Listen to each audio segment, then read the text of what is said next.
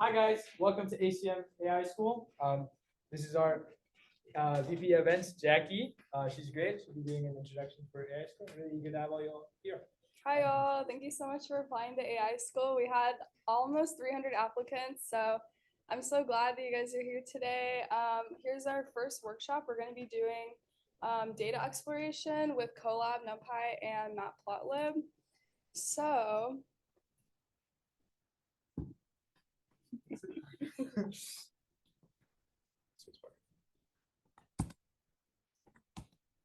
wait, go back to it. Okay, so here's our agenda for our workshop. So I told you about workshop 1, then workshop 2, we're going to be doing gradient descent and neural networks. Workshop 3, backprop and intro to PyTorch. Workshop 4, introduction to computer vision and CNNs. And our final workshop will be a final project and also our celebration for the end of AI school. So these workshops are going to be every other Monday. So your next workshop will be 2 Mondays from now, and all of them will be from 6 to 8 p.m. in this room, except for workshop 2, which is 4:45 to 6:45, and that's something that was on the confirmation form as well.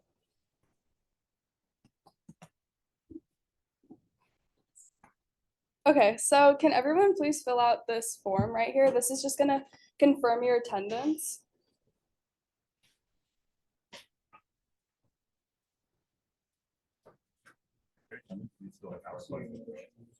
Well, I mean, yeah, but this isn't for funding.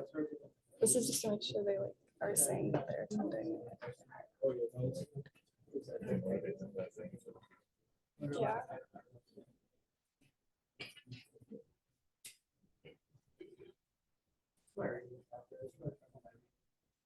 I feel like we should start out with a little do you guys mind some of you going to the back just in case somebody has questions? It's not that serious. Okay.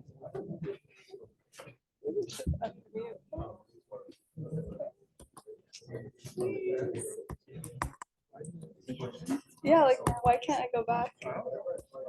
How is it? Oh, why is there 2 agendas? Oh, that's interesting. Wait, what happens if we click next again? Okay, then it's back. This is. Oh, wait. I don't know. Oh, I hope they got the thing. Okay. Okay. Sorry. No, I'm sorry. The up and down only did so much. I don't know.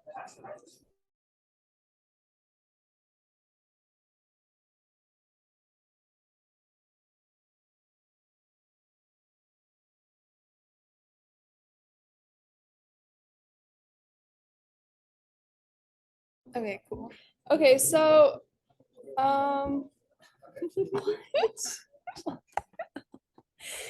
wait. Sorry guys. We still need help working out computers in that ACM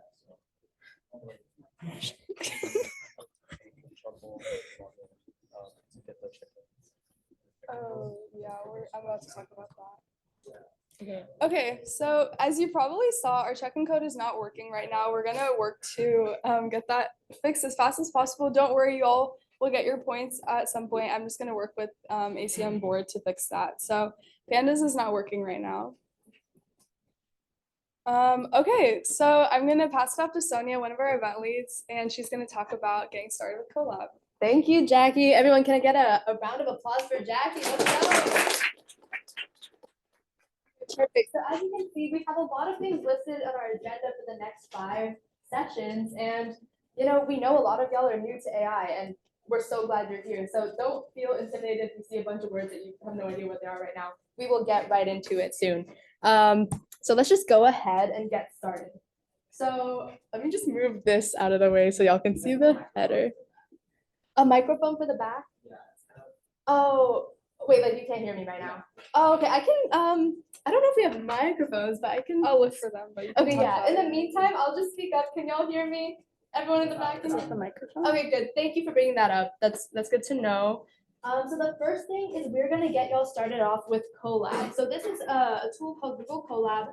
And a lot of the times when you think about artificial intelligence or machine learning, you think of big computers and all this stuff going on, and it's complicated and it's hard, and you need all these tools for it, right? Well, the brilliance of our age and technology is that we can run all these things from the browser right here. So Google Colab is essentially a tool made by Google. As you can see, you can find it in your drive listed next to Google Drive and like sites and app scripts, and right under those is Google Collaboratory. So essentially the way that this works is it's basically a place for you to write your code and run your code, and you can train models in there, and it's really wonderful. So it's a great way to bring all this big tech to the simplicity of your browser. So I'm just gonna have y'all go ahead, go into your drive right now, click the new button. And once you're there, just follow the instructions on the screen, go to more, and then click on Google Colab, and you'll open up your very own coding notebook. So I'm gonna give y'all about like 30 seconds to do that. If you have any technical troubles, please raise your hand. We'll have one of our team go and help you out. But yeah. Plug in one.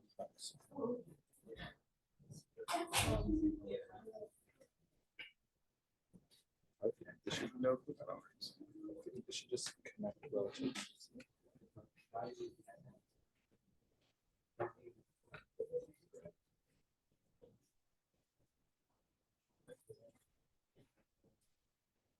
And then yeah, please try this in your school account. Your personal might have full storage. Yeah.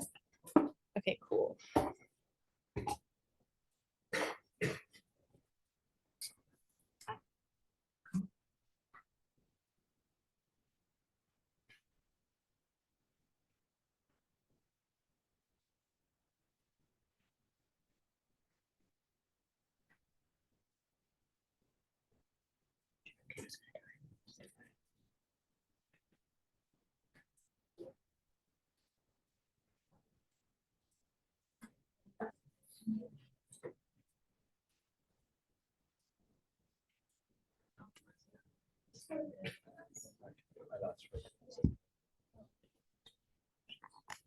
And yeah, if any of y'all don't see it in the more section by default, just go ahead and click connect more apps and search it up and download it.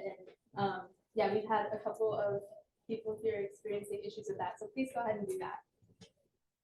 Does anyone need more time? I'd assume some of y'all do. Don't feel shy to raise your hand. Okay, cool. We'll give y'all like 30 more seconds, a minute.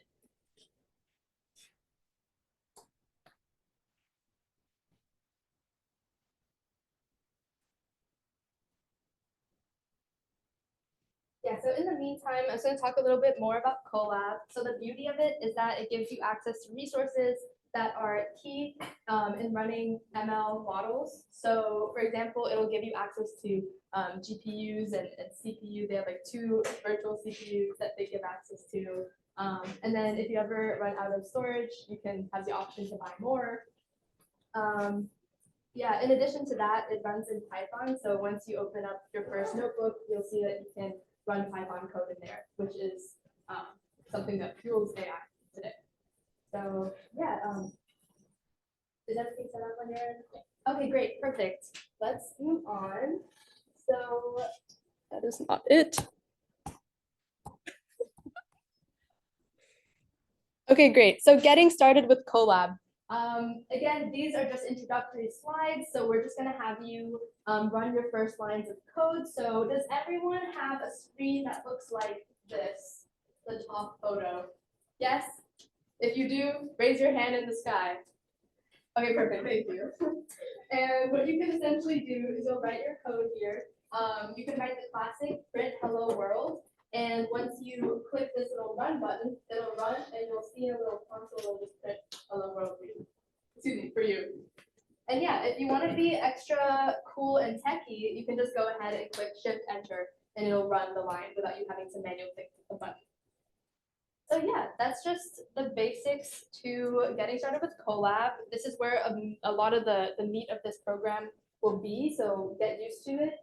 Maybe practice over the next week before our next session. And yeah, let's dive right in. So we have our own Colab that we set up for y'all. Please go ahead and scan the following code. It'll send you to our Colab where we'll have our own demos and everything set up for you so you can learn accordingly. Preferably, you might want to open this link on your computer because it has a lot of interactive code that you can see and run. Yeah. Your phone might not be enough for that. Definitely. for people that don't have it. Yes, we also have the link up there. It's a bit lengthy, but it should suffice. So just acm.url.com/AI workshop 1. So please go ahead and get to that site. We'll give you all about a minute and a half.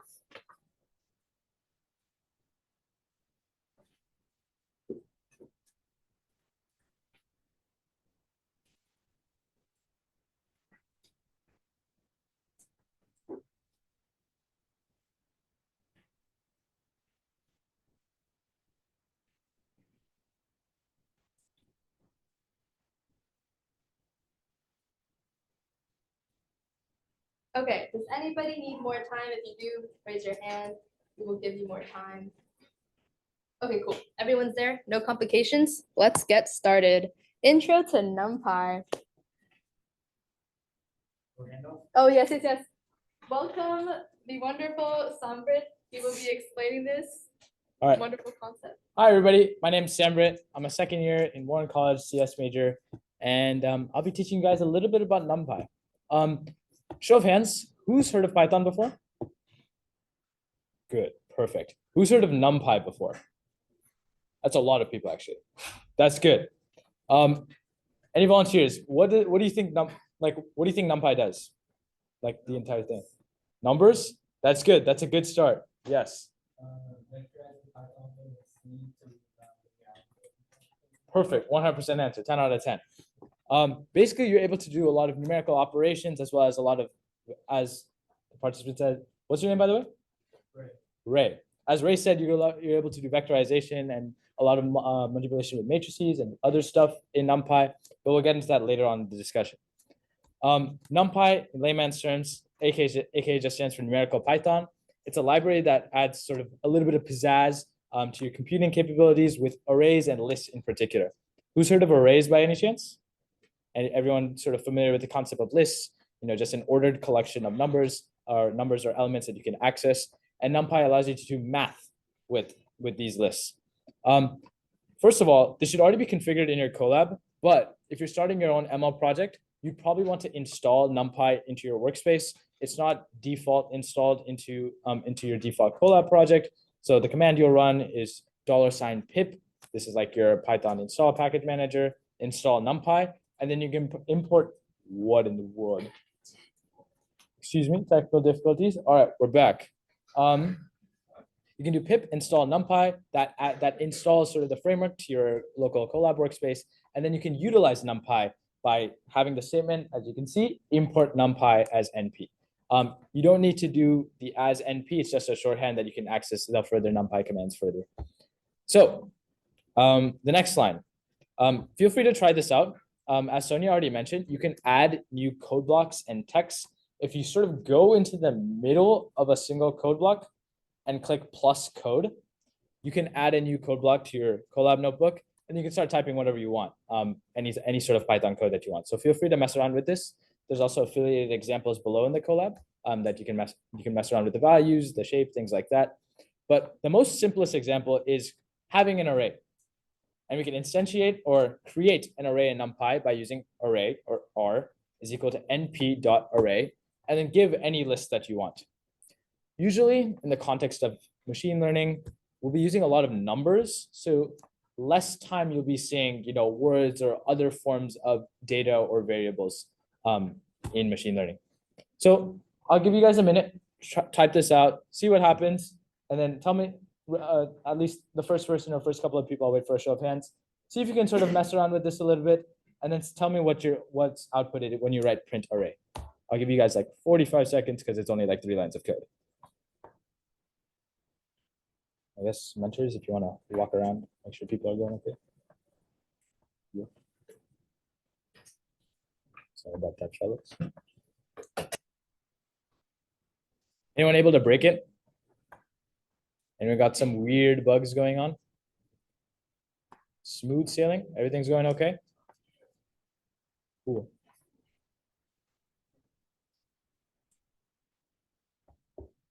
All right, so what have y'all noticed? Show of hands. Prints the array. Yeah, trivially, that's what it's supposed to do. And in any case, np.array just allows us to create any form of array that we want.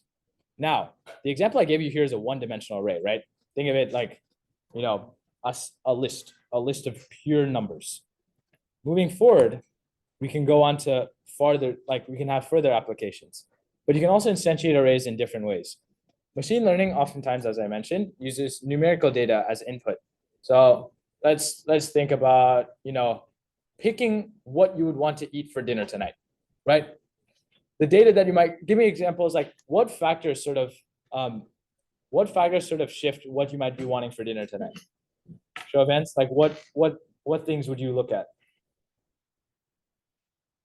Any design variables? No. Like you might want to think about how much you want to spend for dinner, right?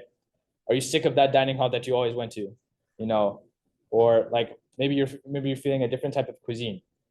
All these, although complex, can be represented by numbers, right? You can now represent like the price as a number. You can represent different dining halls or colleges as a number between 1 through 8. And you can also represent like how many times you've had that wherever dining hall you've gone to as a number as the frequency of times you've been to it. Similarly, we can create arrays. We can create arrays in NumPy as such. We can instantiate an array and say, we can have array is equal to numpy.array, or we can use this range function, which allows us to give 3 values as its parameters. We have the start size, the end, which is sort of exclusive, and the step. Now, so in this example, we have array A is equal to np.arrange 1, 10, 1, which means we're going to print out every single number from 1 through 9, stepping by 1. So we're not skipping over any numbers. Okay. This is in the Colab somewhere, so you can do some digging for it. But can someone give me the code to print out every even number between 0 through 10? Someone? Yes. 1, 10, and 2 is close. However, we have to think about our starting value, right? Yes. So it'd be 0, 10, mainly because how np.arrange works is it's left bound inclusive. What that means is that the start point, you'll always include that. The end point, it's always excluded. So if you wanted to print out, in this case, like if you wanted to print out the numbers 1 through 11, or 1 through 10, you'd put 1, 11 rather than 1, 10. So you want to include that 10 and leave out 11. Something for you guys to think about. Let's say you take a photo, right? Could that image be transformed into an array? That's something for you to think about. Maybe discuss with your partner later on. Think about how images could be transferred into arrays. But moving on, most of our data could actually be converted into 2D arrays. In this case, we can have NumPy arrays be 2 sets of lists. In this case, we have 1, 2, 3, 4, 5, 6 as 2 lists. So what we can actually analyze is the shape of our array. Show of hands, who's taking linear algebra here? That's a lot. That's better than what I did last year. All right. Who knows, I guess, who knows what a matrix is? Solid. Good stuff. All right. Volunteer. Explain to me what a matrix is, because I may or may not have taken linear algebra yet. Silence. Real helpful, guys. Come on. Someone work with me. Yes.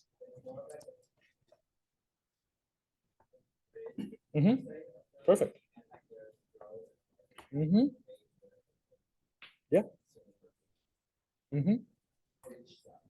Right. So that's what a matrix is, right? It's just like a multi-dimensional like array or a multi-dimensional grid that can go in 1D, 2D, 3D, or however many dimensions you want. In this case, we'll be having, 2 dimensions, right? Because we're having 2 sets of lists, each with 3 columns, right? So our final like array or final matrix has the shape 2, 3, 2 rows and 3 columns. The interesting we can do in NumPy is that we can reassign or reshape our matrices into a.reshape using a.reshape, or we can like brute force and dictate the shape of a matrix by saying a.shape. So now, originally we have a rectangular matrix that's this way, sort of, longer, right? You can make it taller by using a.reshape, 3, 2, where now we're going to have 3 rows and 2 columns. Why that may be useful, we'll get into later. Mainly, you can make cool things with boxes with NumPy, basically. So I'd encourage you all to go to the Colab and spend about 5 to 7 minutes sort of working and tweaking around with the cells below. It's a section called Intro to Numpy. And below there's a lot of NumPy matrix related functions that you can interact with. Try changing the values. Work with your partner for a little bit and see what you can do with matrices in NumPy. There'll be methods called flatten and other affiliated methods with NumPy that you can use and see what cool stuff you can produce. All right. So I'll give you guys around 5 minutes to sort of work around with that. The mentors will be circling around by. And if you have any questions, flag us around. All right. Discuss with your partner, everyone.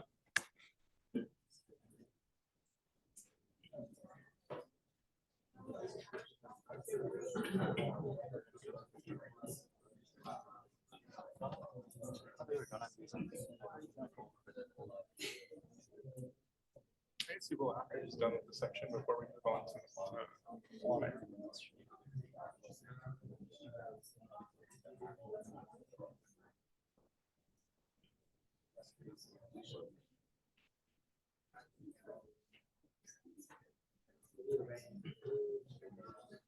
yeah, he probably should switch to Colab and work on Colab. I don't know. I like the way episodes be very interactive, very not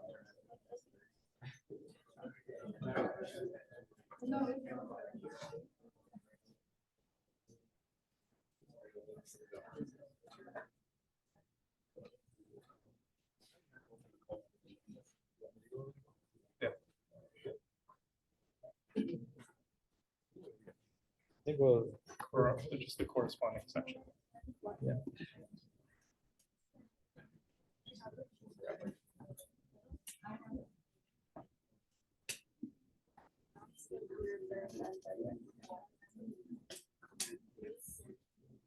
I like the space one.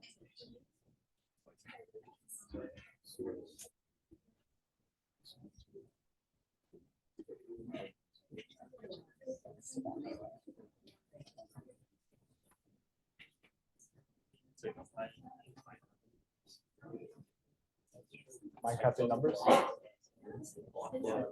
Block. This. Yeah. That's basically how reshape works. Yeah.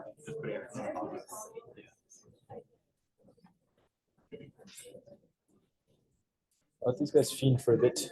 You guys have to extend the workshop. You guys have to extend the workshop for a bit while. So I'll let you work with their partner for a little bit, then we can basically have those go up with them. I don't know. For my section, I go pretty fast. Like, I don't know. Not that good at doing interactive things. Yeah, it's fine. Should be okay.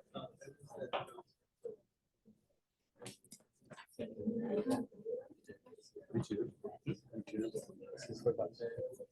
That's good. I presented for a while with their high school.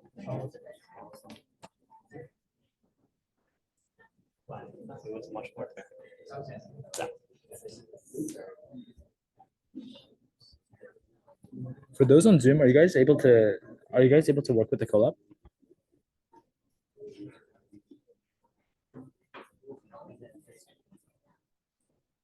Perfect. Good stuff.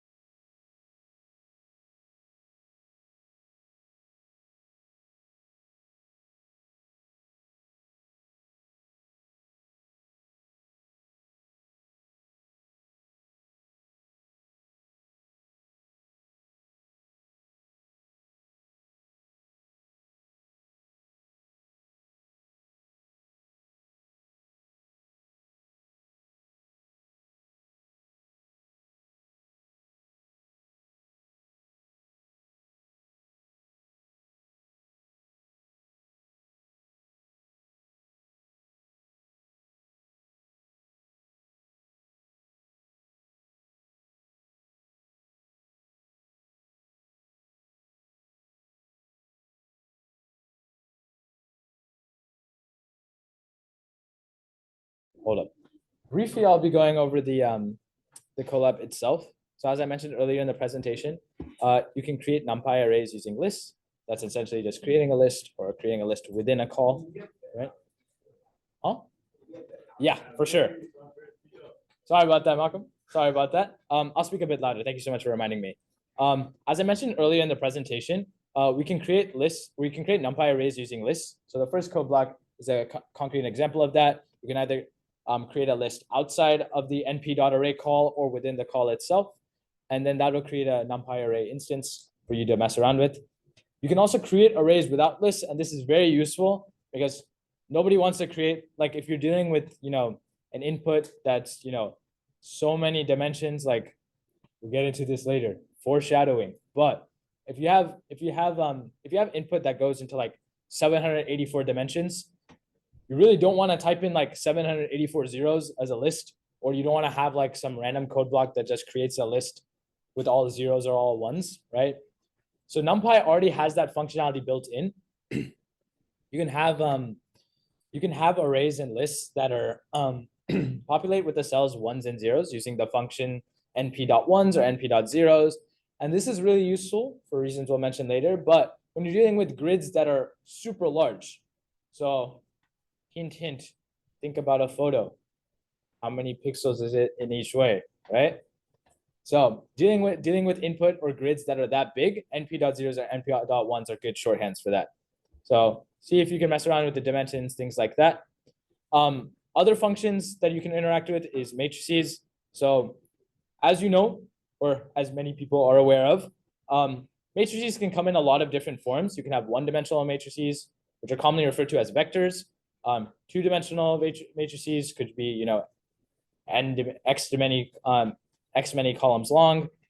And a cool thing about NumPy is that you can reshape matrices into whatever dimensions that you want, so long as the number of cells is valid, right? NumPy will flag you if you try to, like, let's say you have a vector or 1D matrix that's, seven elements long, right? So it's a 1x7 matrix, right? You then try to reshape it into a 2x3 matrix, right? How many cells is in your first matrix? Like, how many cells are in the second matrix? Can 7 go into 6? I should hear a big resounding no right now. Otherwise, I'm very concerned.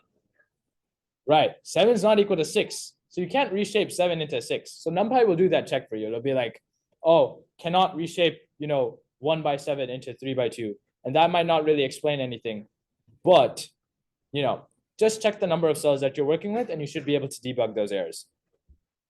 Likewise, we can use reshaping functions in other settings. One thing to note is that sometimes you might want to take your 2x something grid or your 3-dimensional grid and make it all into a list. And you can do that. It's a function called flatten. You can flatten any matrix in NumPy into a 1-dimensional matrix. This will always work because you're not really allocating this many cells per column or this many cells per row. You're just saying, hey, I want to smush everything down into 1 dimension. So think about a square. And I guess if you've done it with there's a really good toy that I'm thinking about. I can't remember the name. It's imagine if you had like a cube, I guess. A cube that can fold like this. Have you guys seen that? Where it's it's like a square, it's like a open prism, right? And you can sort of fold it down diagonally. I thought we were drawing a cube. Never mind. You can fold it down diagonally and you essentially flatten the cube into a line, right? Similarly, you can do the same thing with NumPy. It's just a lot of numbers and a lot of math that I don't want to do. So I tell NumPy to do it. And then once you flatten, you can reshape it into any other format. Once again, checking the number of cells. Flattening is not always a step that you have to take. You can always flatten before or after you reshape. It's totally fine. It depends on the needs of the problem. So this is a more flattening example. And if you're interested in more NumPy stuff, here's an article that I found that might be good for you guys to go through before our next AI school lesson. It has a bunch of examples relating to NumPy, and hope you guys have fun exploring that. All right. Thank you guys so much. I'll be turning it over to Kevin to explain a little bit about Matplotlib, which is a really cool tool you guys can use in your ML projects. All right. Thanks, guys. Yeah, Kevin.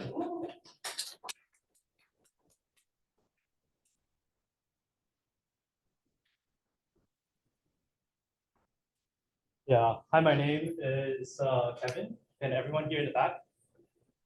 All right, so you guys know what Desmos is, right? You guys probably used it in high school. So it's like a way where we plot some kind of data on a, could be an XY plane, or it could be like XY, but not for decimal, but yeah. So Matplotlib is a way for us to visualize data in, very importantly, in machine learning. Why it's very important is that we need to find a way to see how our model is training through time. And for example, we can have like a plot of accuracy via training time to see if our model is actually learning or not. And so to start with Matplotlib, we should first import it from Matplotlib, import pyplot as DLT. Pyplot is like a sub library under Matplotlib library that is specifically for Python plotting. And you can try in your Colab to try first create 2 arrays and then plot it on a XY plane.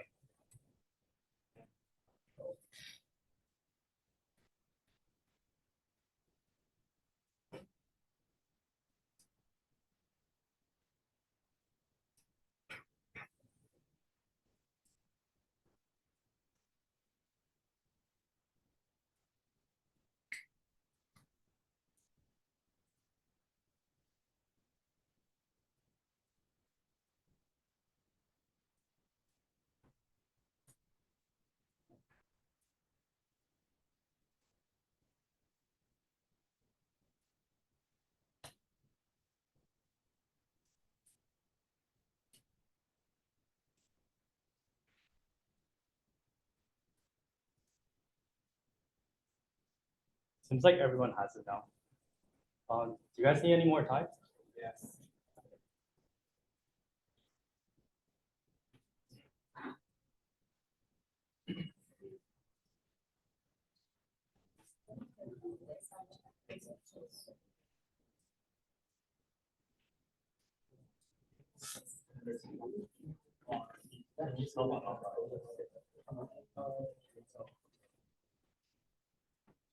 All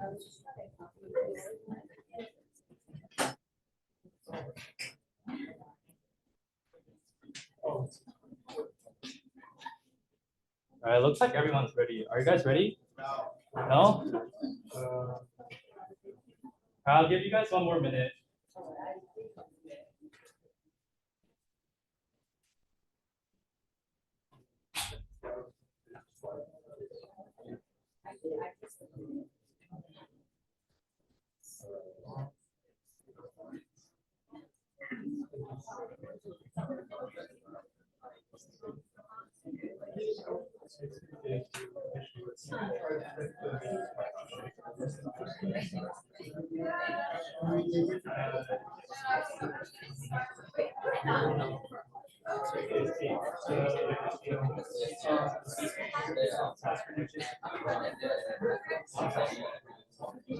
Yeah, so we have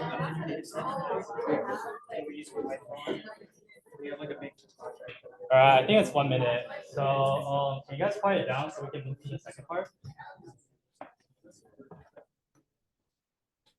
Yeah, so this is what you would be getting from the function or the script that we just ran.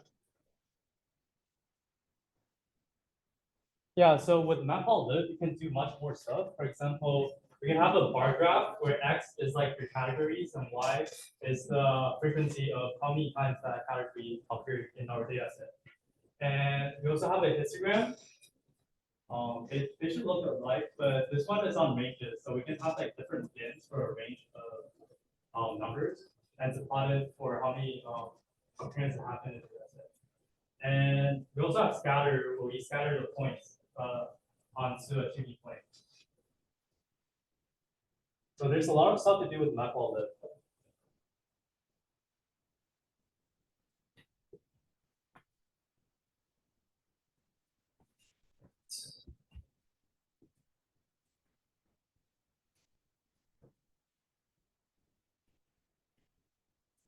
And now if you can you guys go to the Colab the workshop Colab that was previously for Numpy.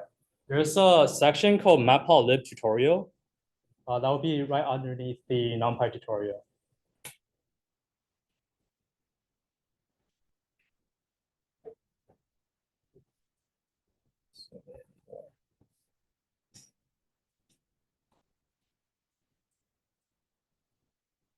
Does everyone have the Colab ready?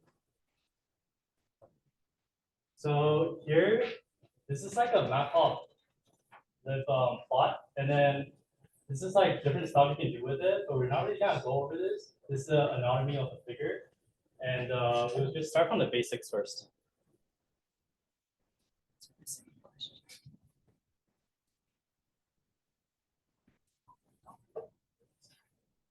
All right, so the most basic is we want to plot 1, 2, 3, 4, which is our data.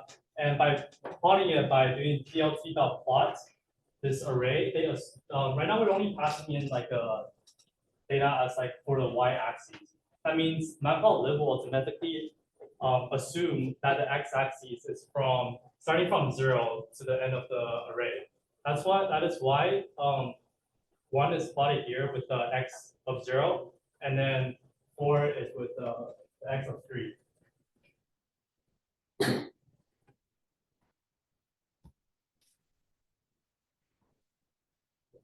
So it's also not inclusive at the end. It's also not inclusive at the end. Is that where the x-axis is only 1, 2, 3? The x-axis was from 0 to 3. So if we don't pass in the x values for the y values, it will just assume that the x values is the index of the array. Yeah.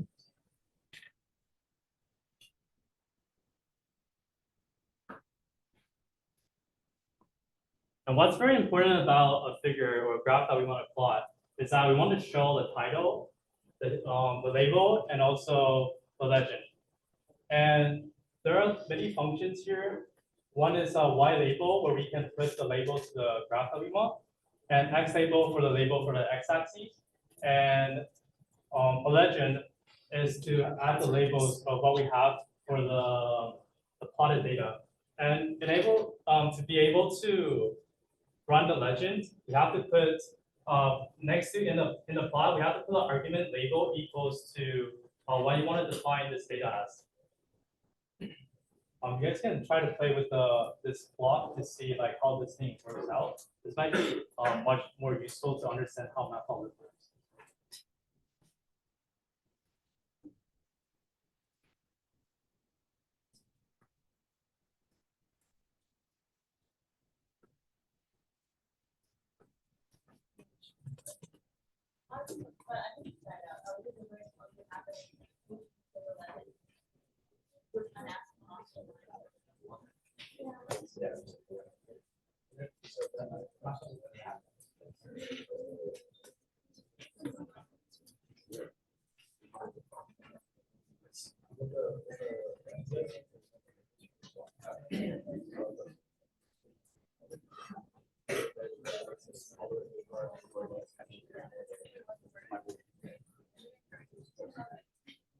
Feel free to work with your partner on this, guys. It's totally fun to discuss. Don't need to sit quiet by yourselves, all right?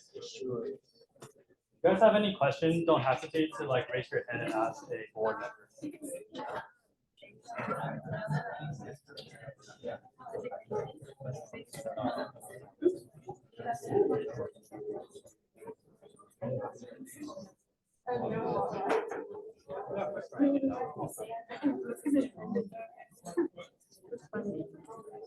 How's it going?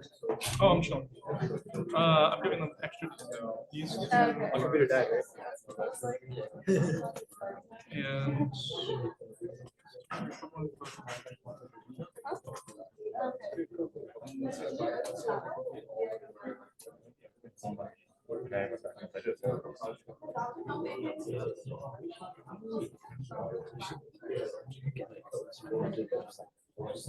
I mean, this one goes.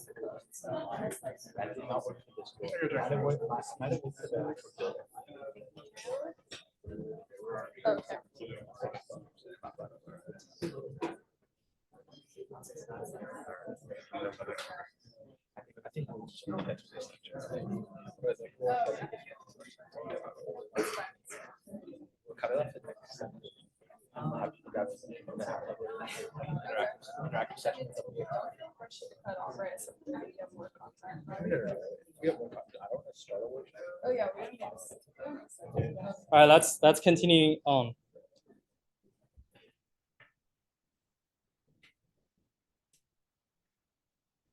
So this is kind of like the example that we have in slides. We can plot with both the X and Y data. By plotting with plot X values and Y values for the X and Y values, we'll be able to define what the X values are for the Y values instead of having Matplotlib to use the index of our Y data array.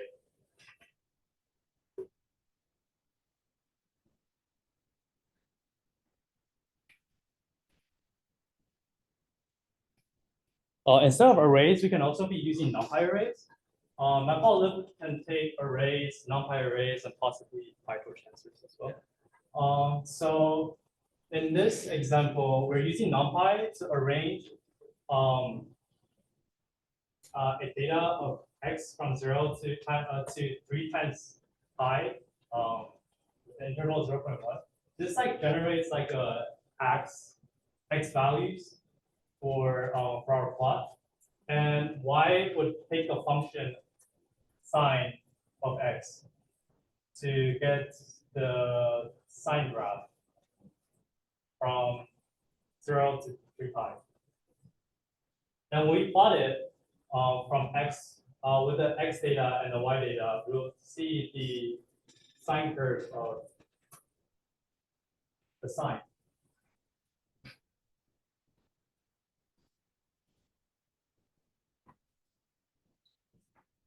Can someone ask any questions? What would you guys think would happen if you change the 0.1 in this code?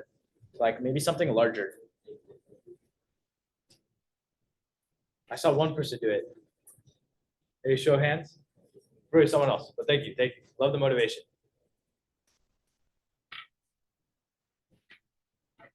No one? All right. Oops. Where? Yes. Yeah, make the point one bigger. It would not shrink it. Good try, good try. It would not shrink it though.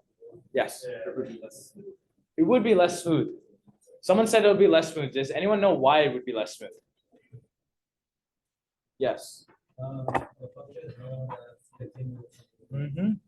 And explicitly, why is that? Because you're jumping from a bigger step. Perfect. So yeah, when you're providing your X and Y axes in Matplotlib, most of the time you'll be dealing with continuous data, but sometimes when you're brute forcing your visualizations or actually explicitly giving what values you're using, sometimes you might want to consider the step. In this case, 0.1 was a good value because as we visualize, the graph is smooth enough where you can actually, it looks like a sine curve, right? It looks wiggly in a way that, all right, you guys know it's a sine curve. If we made it 0.3 or 0.4, we get these like, not necessarily discontinuities, but these weird jagged edges, as the step would cause only those values of sine to be rendered. So that's something for consideration. You guys might want to think about this when you guys are doing AI projects in the future, all right?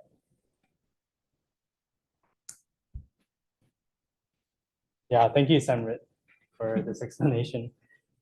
All right.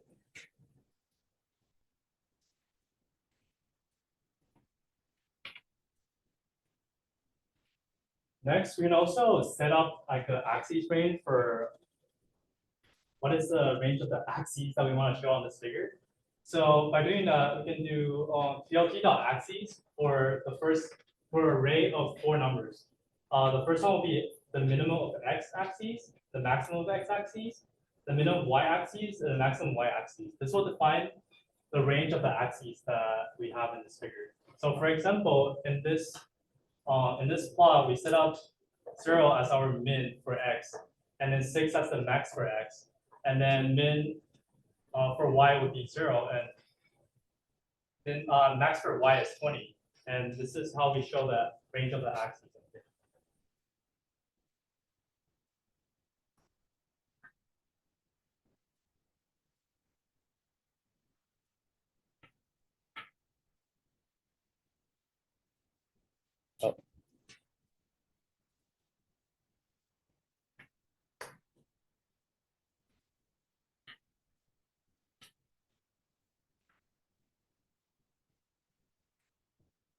I'm gonna move on to the next section.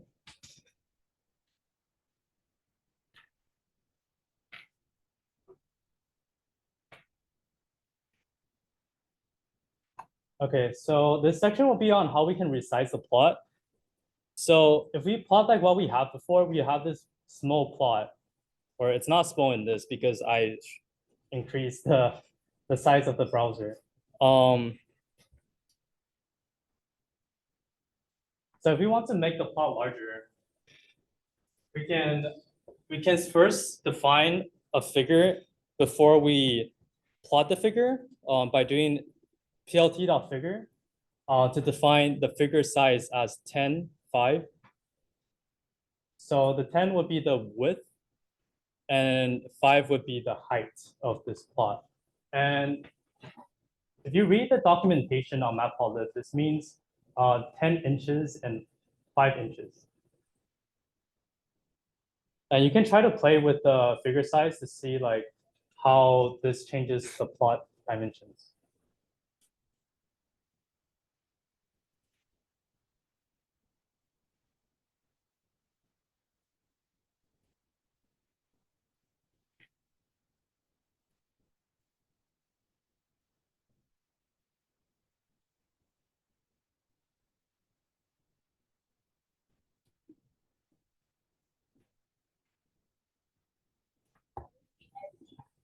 What?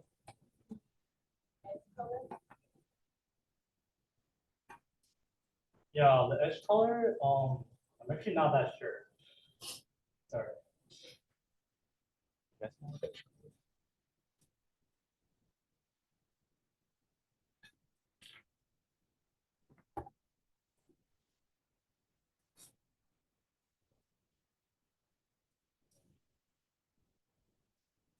The edge color is like the color here. Yeah, so border, but that'd be border.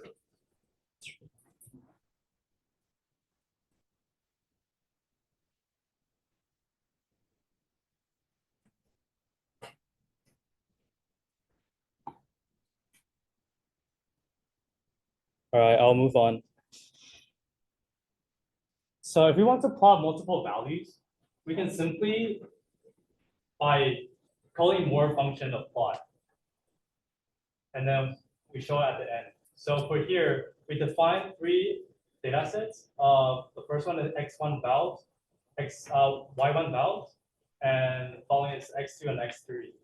And we can plot this by just sequentially plotting these data sets.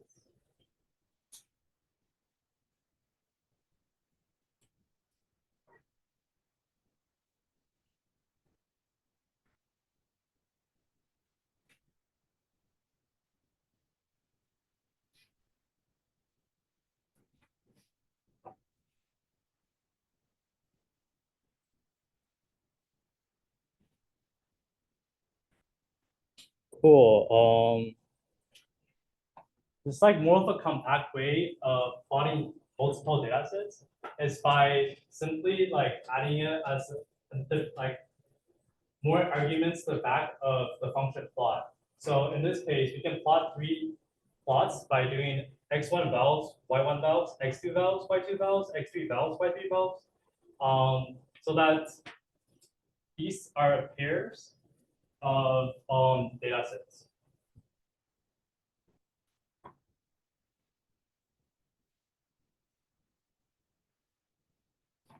And yeah, we can also do this with Numpy. In this example, we have the curve of sine and cosine. And yeah, so here we're plotting sine and cosine in this figure.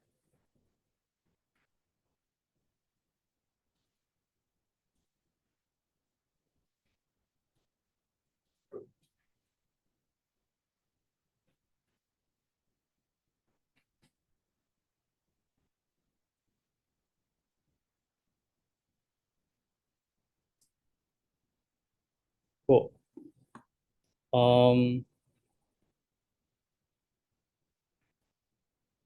Yeah, this is something more advanced, which is that we can also control align properties. This is more optional, but if you want to look at this, it's more on how we can define if we want the plotted points to be like different shapes. For example, in here, there could be like crosses and also like diamonds. And here we can also change the color of the plot. And also like alpha means the transparency of the lines. Yeah, this is more optional, so I'll move on.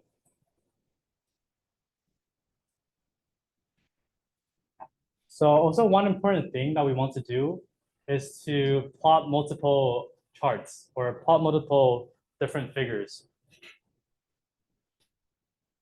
So a way to do that is there's a function called subplot in Matplotlib, and this will create a subplot for the current script.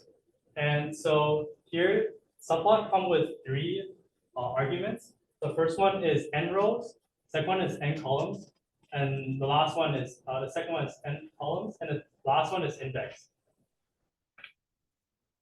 So right now, we're defining a figure with 2 rows and 1 column. And when we want to plot, for example, x1 val, y1 val, and in this top one, we simply can call index 1, which is this area. And then for x2 vowels and y2 vowels, if we want to put in the index 2, which is this area.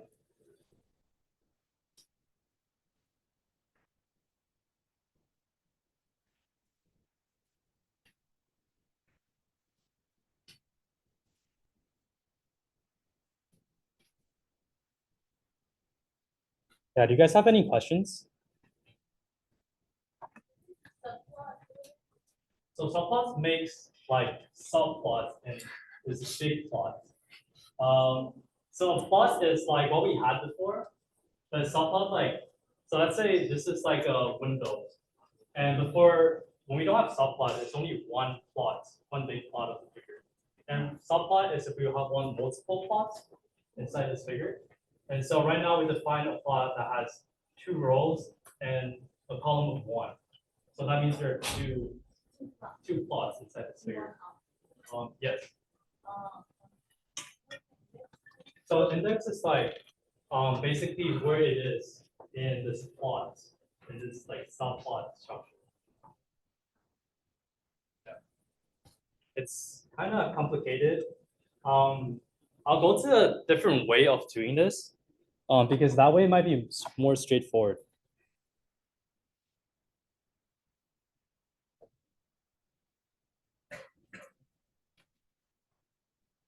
Yeah, so this is also a way that we can update a subplot, which is by defining fig and axes to equal to the subplot that we're making.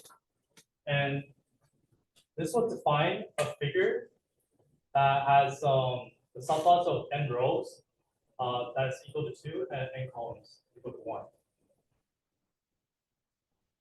And we can simply plot these values by on these subplots like before by having an index of the axes to be like, you can interpret like axes as this as the subplots, and when we call axes bracket 0, that points to this subplot, and then axes bracket 1 points to this subplot.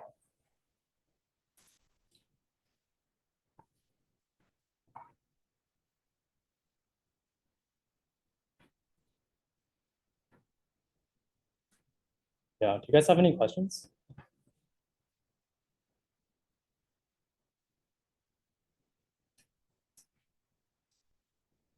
All right, I'll move on.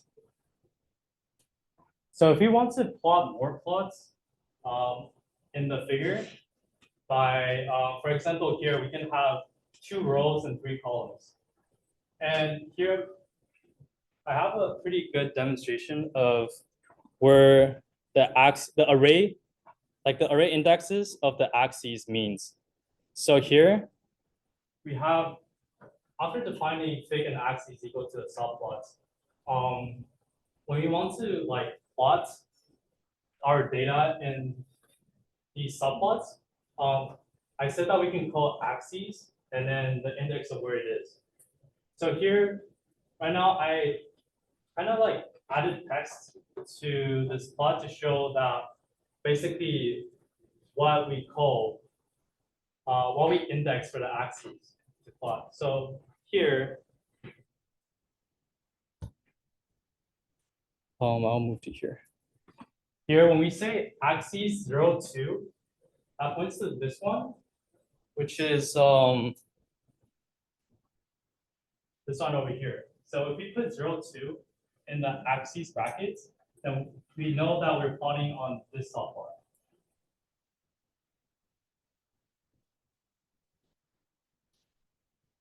Any questions? Yeah. Sorry? Are the subplots made from the same data set? No, you can have subplots that represent different data sets. Yes. Audio would add, two rows, one color. The index, you put it as one. Yeah, so this is something. Is it like 0 index or 1? Yeah, so this is something about Matplotlib is when if your columns or rows, it's only like one, it's only one, it automatically like ignores that dimension. Yeah, it's kind of weird, but let's say your column is 1 and you have like a lot of rows, then it, like ignores the column dimension because you're just putting like zeros for that column. So if it's like, if one dimension is only 1, then we basically it's in the order of the rows or columns.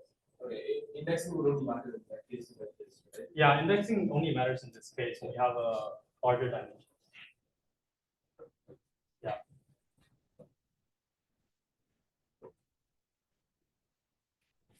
Oh, and as you can see in the subplots, like the spacing between the subplots are kind of weird because you see that this like the axis for this subplot is like overlapping with the different subplot. And the way to fix this, easy way to fix this is by calling fig.subplots address to change the f space and w space. That's that means the space between here and the space between here, between the different plots.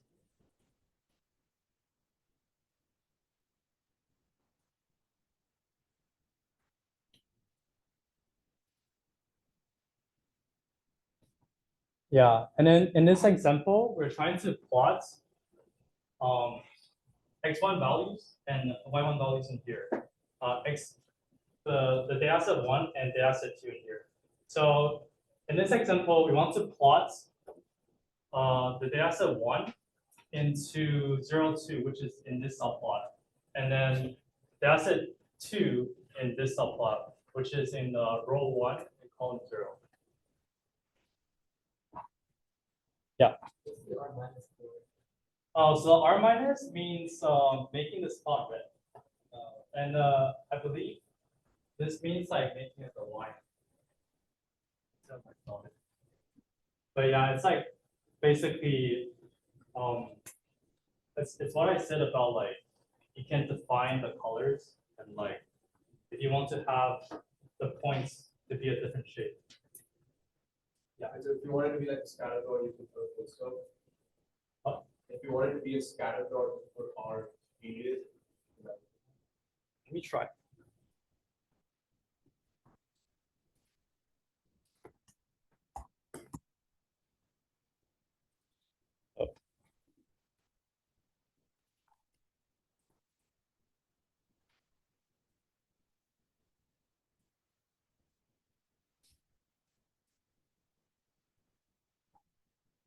Maybe you can try it like because a lot of values are from before, so I probably have to run these first.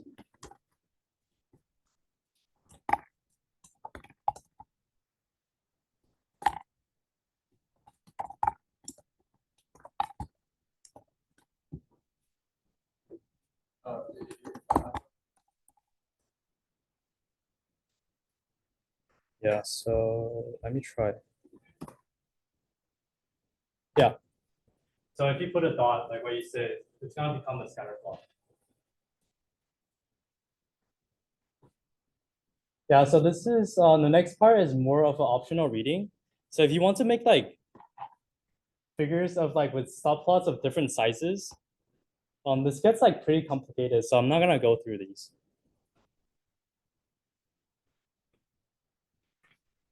And like I said before, we can also specify the colors and the markers of the plots. And this is also optional. So yeah. And about advanced Matplotlib tutorials, if you want to know how to make like different kind of charts like bar graphs, histograms, or anything else, there's also another tutorial that Colab made on charts. And you can also like look on documentation on Matplotlib. They have like pretty good examples there that you can try to follow. So that'll be all for the Matplotlib tutorial. Do you guys have any questions? All right, I'll hand it over to Zender for NumPy vectorization. All right. Hi, I'm Xander, third year CS major in Revell. Who else is from Revell? Yeah, fun fact about me, I've only done one of the 5 writing courses as a third year. So that'll be fun senior year. So before we get into NumPy vectorization, how are we feeling about NumPy? Good, kind of all right, bad, good? How's everyone feeling? All right. You got to make sure to practice NumPy and the general functions because it's a core concept in machine learning. How are we feeling about Matplotlib though? Good. I'll ask ChatGPT to do it, or I don't even know what to ask. Are you all right? Okay, good. So who here has coded or is knowledgeable about coding? And who knows at least a little bit about some different languages? Okay, what do we think? Is Python a fast or is Python a slow language? So are you guys wondering why are we using Python if we have to do a lot of computations? Like, I don't know if you've heard on the news, you know, Elon Musk is buying 30,000 GPUs to do machine learning. There's a lot of computation in machine learning. So is anyone wondering why we're using Python if it's so slow? It's what? Yeah, the simplicity is a major reason why we use it, especially because machine learning can get quite complex in some of the recent research. But does anyone else know why? You can use Matplotlib really well. Yeah, it's simple for that too. Yeah.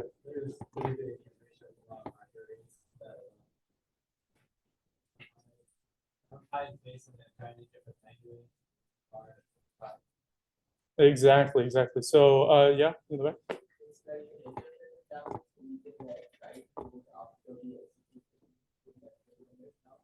Yeah.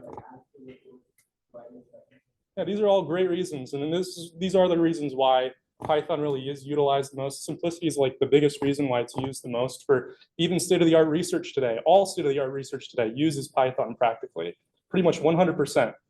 But does anyone know why we can get away with using Python if it's so slow? Yeah. Exactly, yeah. So with NumPy, when we're doing matrix multiplication, which you can use the little @ symbol for to multiply 2 matrices together, the backend is actually handled in C++, or maybe even there's like hardware acceleration that's meant to do matrix multiplication that NumPy just utilizes. So in the backend, we're calling functions with Python, but in the backend, it's not run in Python. So that's why we can get away with it. We're just interfacing with Python. And so that's where vectorization comes in. So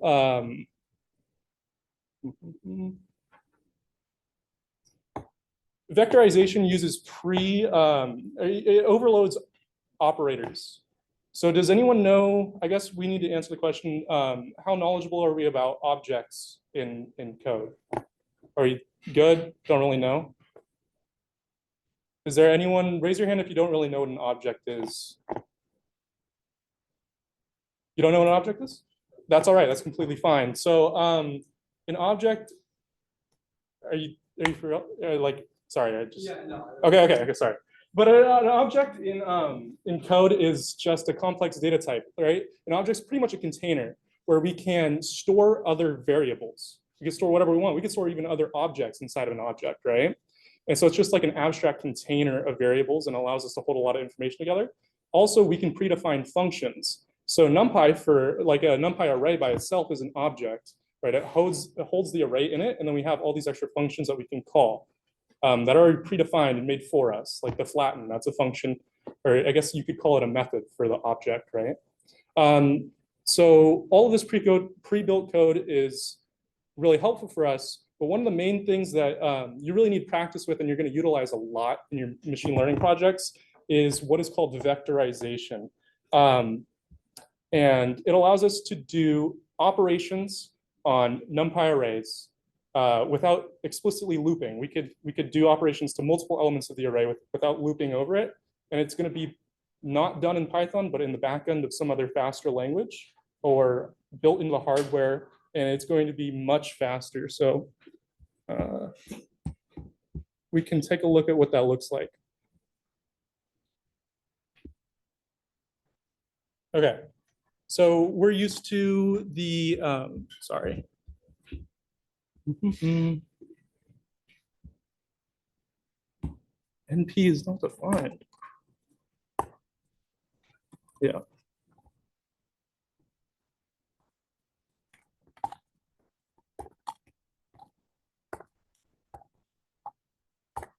Sorry about that. Okay, so we're used to the A range by this point, yeah? And an interesting thing we could do with a pre-built NumPy overloading, and when I say overloading, we're reusing operators like the addition sign to actually perform something else other than just what would be normal addition in Python, if that makes sense. So for two arrays, for example, we can add them together, and it will actually add all of the elements of the arrays together just with one addition sign. We don't have to loop over the array itself or both of the arrays. Another helpful thing to reverse array is an array is this operator right here, :(-1), that'll reverse the array. And then you can see all we're doing right here is we're just using the addition operator, but that addition operator for the NumPy object has been overloaded. So it automatically will add every element in the array together, right? And so we'll see how much faster vectorization would be than actually looping over with this example here with a cool cat. So we have a pre-built function that I made that will flip the cat horizontally. And what it's doing is it's just taking the pixels from every single row of the matrix, right? The image could be called a matrix. It's a 3D matrix because you have red, green, and blue, different colors. So you have a 2D matrix that's pixel height by the pixel width, right? And then you have 3 of those. And each one of those represents red, green, and blue. And that's what an image is. That's how it's identified as a 3D matrix. And what we can do is we could just loop through the different channels, these different of the 3, and we could switch the elements, the corresponding elements in the rows to flip the image. And that's what this function does here. On the other hand, we can use a very easy vectorized solution right here. And this colon right here by itself just means all elements of that dimension. And we could actually time and see how much better it is.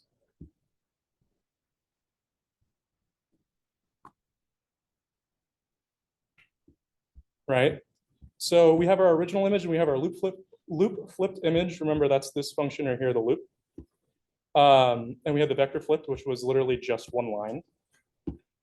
And you can see that it was 1,300 times faster to do the vectorized method, the vectorized function. Now, this is really important because, again, in machine learning, we're going to be doing a lot of computation, right? And if you're doing something that is 13,000 times slower, you know, over and over again, it's going to make your training for days, months, unnecessarily for no reason. Do we have any questions so far?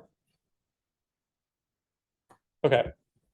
So there's a lot more than just adding things together or reversing an array. There's a lot of overloaded functions that NumPy has already added for us.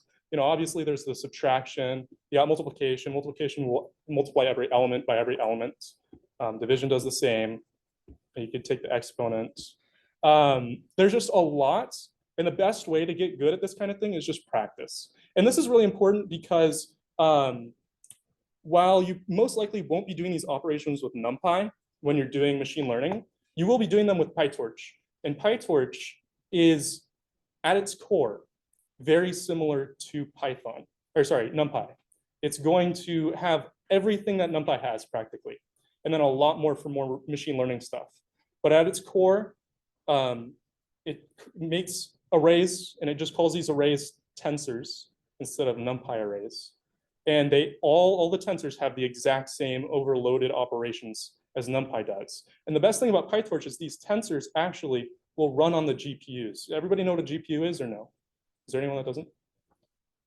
So we use GPUs in machine learning because they were built to handle matrix multiplication optimally for video games. But it turns out for machine learning, we're doing like even more matrix multiplication. So we just utilize GPUs the way that they were built for.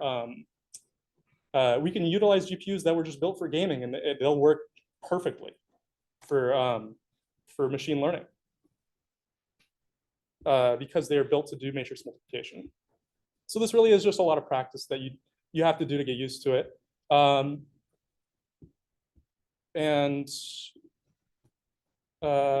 Yeah, there's a lot. Do we have any questions about vectorization? Yes?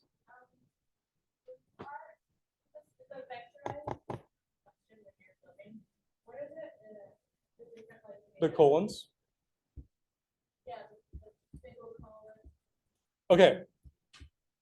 So if we look at our cat's shape, right, we have 360 pixels for the height, right?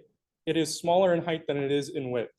The dimensions of an image go height, width, and the number of channels. And the number of channels is just, red, green, blue. Some images have channels for transparency too. So you could get a fourth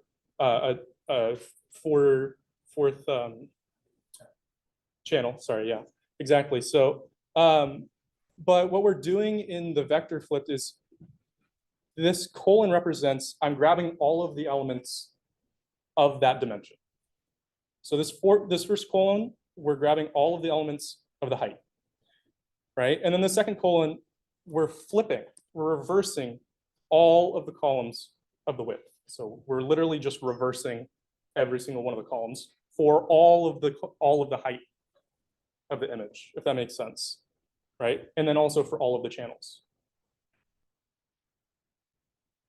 So it's a very commonly used operation here, is grabbing all of the elements. So you'll see that quite often using a colon when indexing.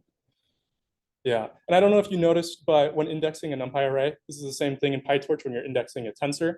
You don't have to make separate brackets for the different dimensions. You can do them all in one bracket separated by colons. Okay, do we have any other questions about that? Yes?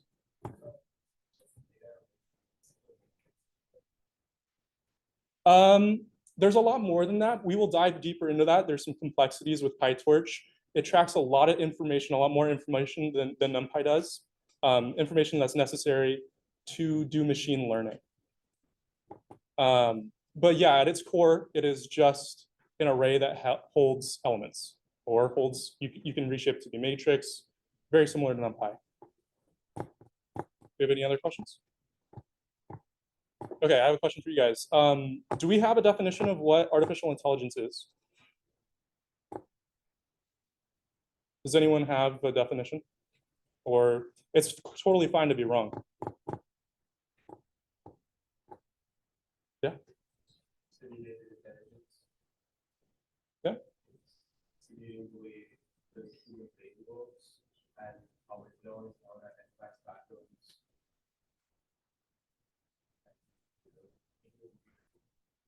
Yeah. Yeah. Does anyone have any experience in practice what it really is when we're making a machine learning model, what the model does, what it takes as input or output? Yeah.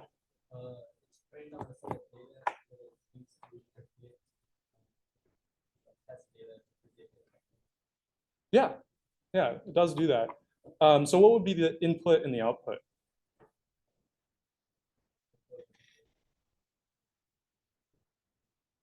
Yeah, it would be, yeah. But I would like to give you guys more of what I think of a model when I think of artificial intelligence and from the experience that I've had doing research, right? At its core, artificial intelligence is just a function that takes in a lot of variables and it maps that to a certain amount of variables, a certain whatever amount of variables is necessary for the problem. For example, artificial intelligence for classifying images, right? If you had 10 classes, right? Like cat, dog, deer, what it would be is it would be a function that takes in a picture, right? And for example, this picture is 360 times 540 times 3. That's a lot of variables, right? It's hard to even find the function for a circle. X squared plus y squared is equal to 1. I mean, it's practically impossible for us to come up with a definite function to map this many variables to 10 classes, right? The output of the model would be 10 classes, right? Can anyone think of a way to do that? Of course not. So what we do is the machine learning model is a function that is learned, right? Because we can't actually define a function that would be able to do this process. So it takes in an image and it's going to output, say there's 10 classes for our machine learning model. It's going to output 10 values of what's the probability that it is one of these classes. And how does it learn the function? The machine learning model is the function that is learned, but it learns through training on data. And that is what I think of when I think of machine learning through the research that I've done. Are there any questions about that? Is that a simple explanation or is it, yeah? Yeah. Exactly, yeah. But it's a function, normally it's a function that is way too difficult for us to find. You cannot explicitly state it, yeah. And so we have to do, all of artificial intelligence is an approximation, right? It's an algorithm that learns and approximates what the answer should be based off of its past experiences during training. And that's what we'll be showing you guys through this course. Are there any other questions?